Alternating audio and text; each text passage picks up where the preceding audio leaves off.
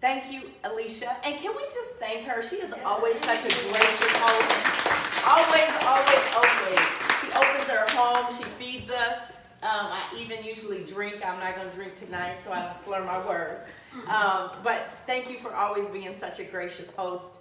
And let me just say, Recycling Black Dollars, my sister over, this woman is a community hero. Like, she's very humble, but really, she has been changing lives a long time, and she does not get the credit that she deserves.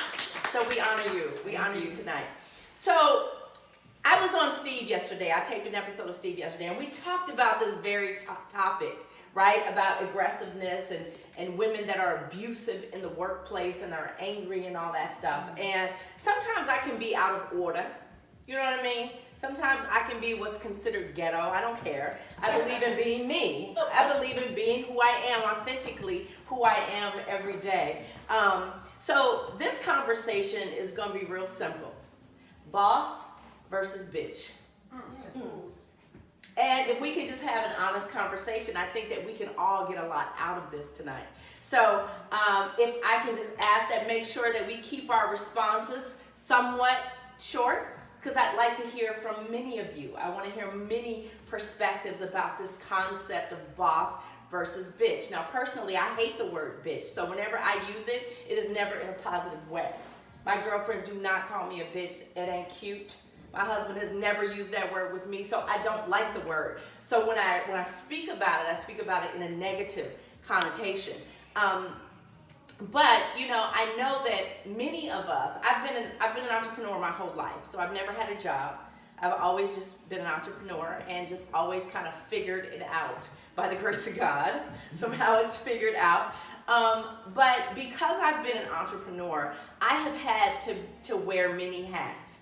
And I have been faced with so many nasty women in my career. Whether it's a client that's sitting on the other side of me and I need to secure the bag, right? Or it is a client's mother, or it's a client's assistant, or it is a client's friend, or sometimes it's just an employee, right? And the negative experiences that I've had over my career have been so disheartening. They've been so incredibly disheartening, because I'm often like, why are, particularly us, why are we always so damn angry? What are we so mad about? And when we were talking about this yesterday on Steve, I said, you know, Steve, it used to really bug me. And what I've learned over time and what I've learned with maturity is that hurt people hurt people. Wow. And if we don't deal with the pain in our lives, we can't help but spew it onto everybody else in our lives. And then as black women, as Alicia said, white people are waiting for our blackness to show up. And then it shows up, and it often shows up in the people that look like us, against the people that look like us first. So let's get into this conversation. How do you define assertiveness versus aggressiveness? Someone from corporate America. Should start with you.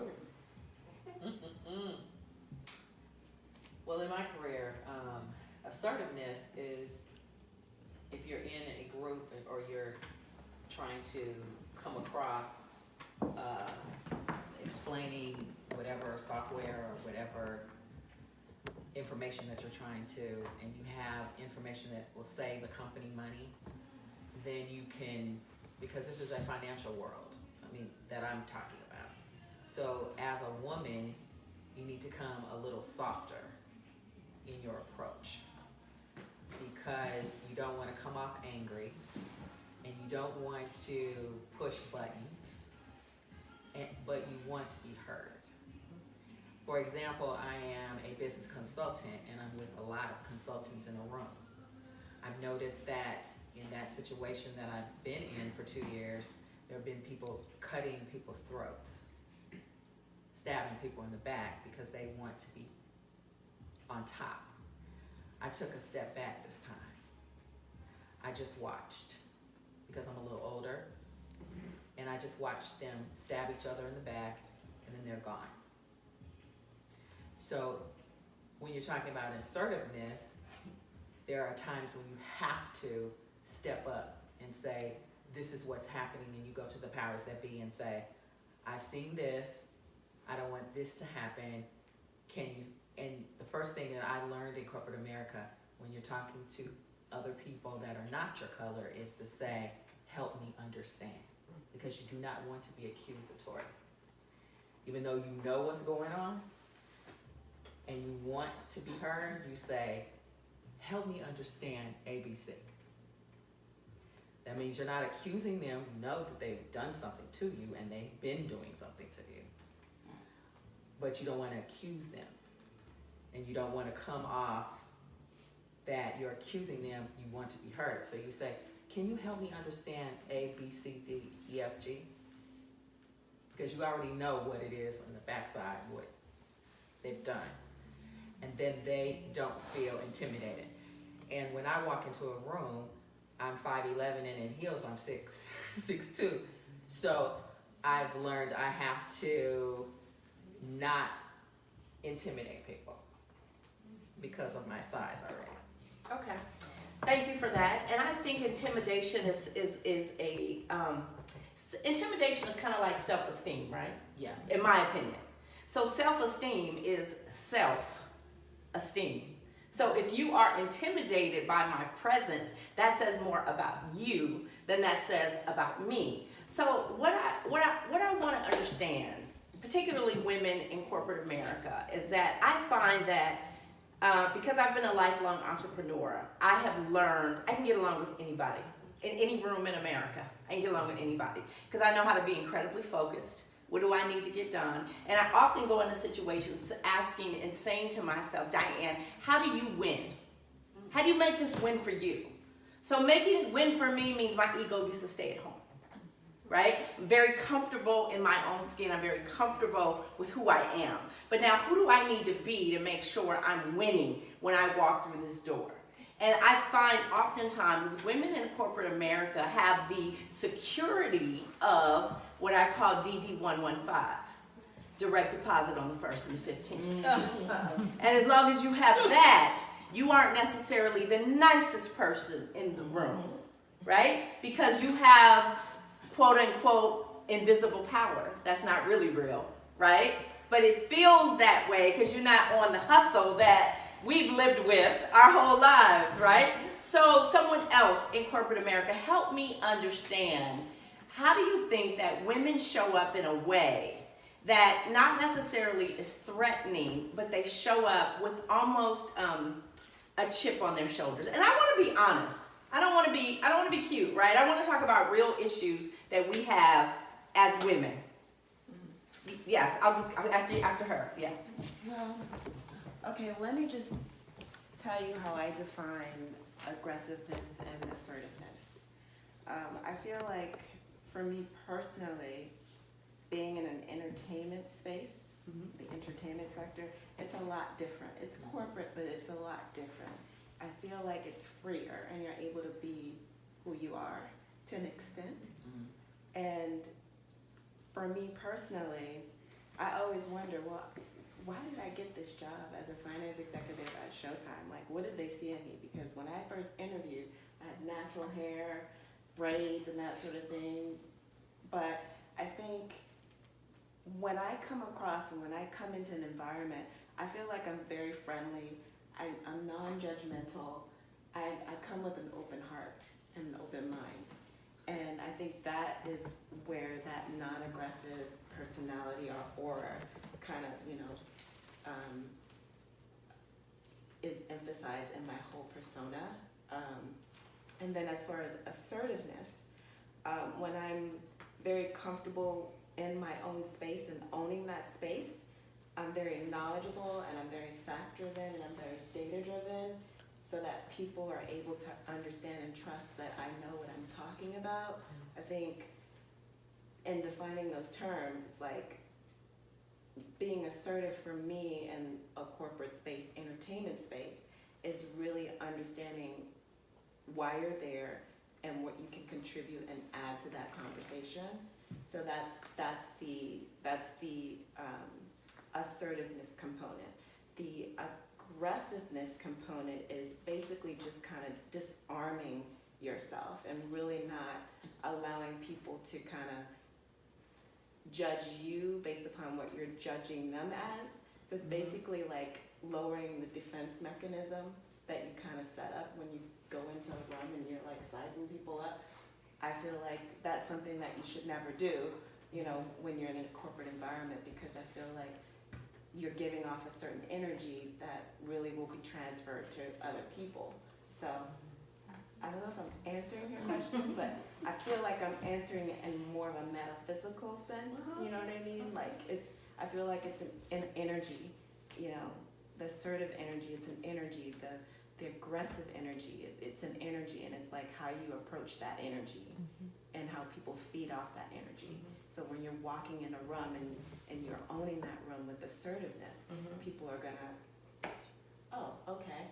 If you're walking in a room and you're owning that room and you're saying, oh, I'm gonna be aggressive, people, you know, are aggressive. I think it's all about energy. Okay.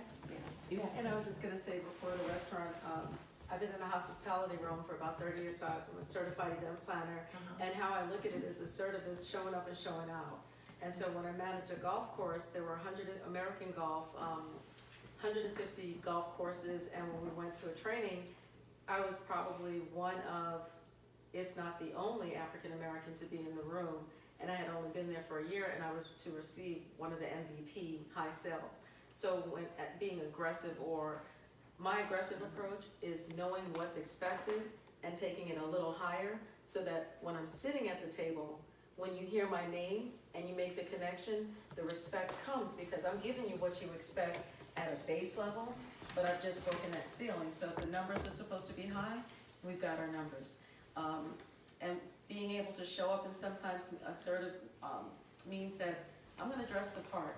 And so today it's casual because I knew that we were in someone's home, but it might be pearls, hair back, and it just depends on what they need so I can win and they not get caught up in what they think they see, and just, okay, so I look like you, I went to Ann Taylor, we've got the same suit on, let's get past that.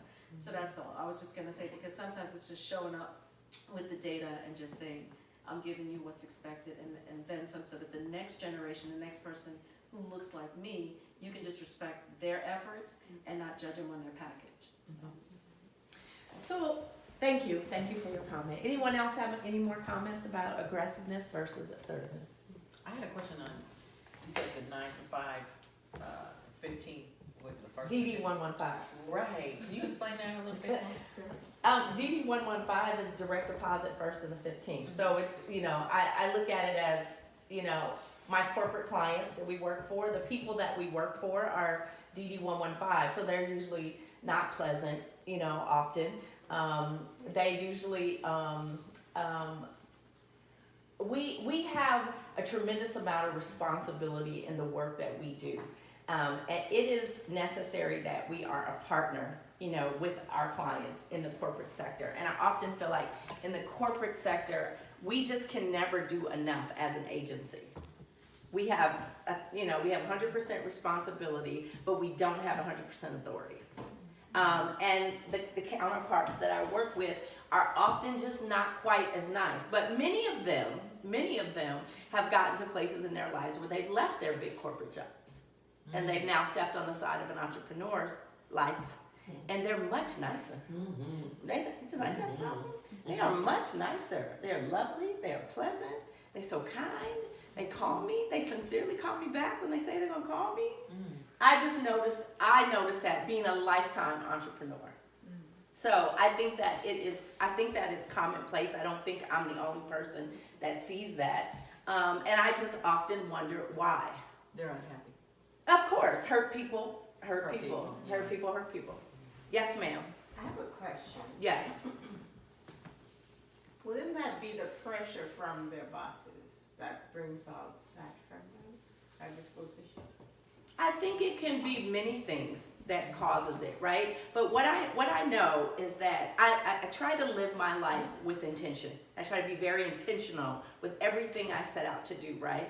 And so I know that I am not going to let someone else, right, deter who I am and who I've built myself to be and who I believe that I am called to be, right? So it takes a lot. Not many people can